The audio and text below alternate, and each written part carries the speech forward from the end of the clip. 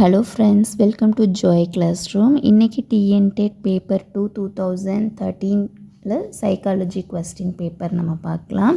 அதில் 9th some, கீழ்கண்டவற்றில் எது படித்தல் திறன் உத்தியோடு தொடர்புடையது அல்ல அப்படின்னு கேட்டிருக்காங்க.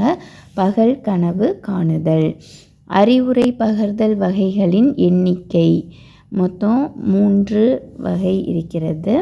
செயல்களின் மேலான நிலையை அடைய முற்படுதலே அடைவூக்கம் அப்படின்னு சொல்லுவோம். பின்வருவனவற்றுள் ஸ்ப்ரேங்கரின் ஆளுமை வகைப்பாட்டில் இடம்பெறாத வகை எது அப்படின்னா பொருள் சார்பு. முதல் மின்னசோடா பலவாளுமை பண்புகள் பற்றிய பட்டியலில் இடம்பெற்ற மொத்த உருப்படிகளின் எண்ணிக்கை 550. வார்த்தைகள் மற்றும் எண்களை வேகத்துடனும் துல்லியமாகவும் பதிவு செய்யும் திறன் என்னன்னு பார்த்தோம் அப்படின்னா புலன்காட்சி திறன் அப்படின்னு சொல்லலாம். அடுத்தது மாஸ்லோவின் படிநிலை தேவைகள் கோட்பாட்டின் படிகளின் எண்ணிக்கை.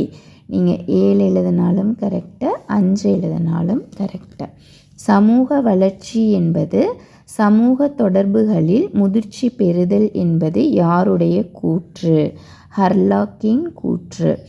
எந்த ஒரு விஷயத்தையும் அதன் உண்மை நிலையிலேயே பார்ப்பவன் மனவெழுச்சி முதிர்ச்சி உடையவர் அப்படின்னு அர்த்தம். ஒரு மாணவன் 6 மாதங்களில் ஓவிய பயிற்சியினை கற்கிறான்.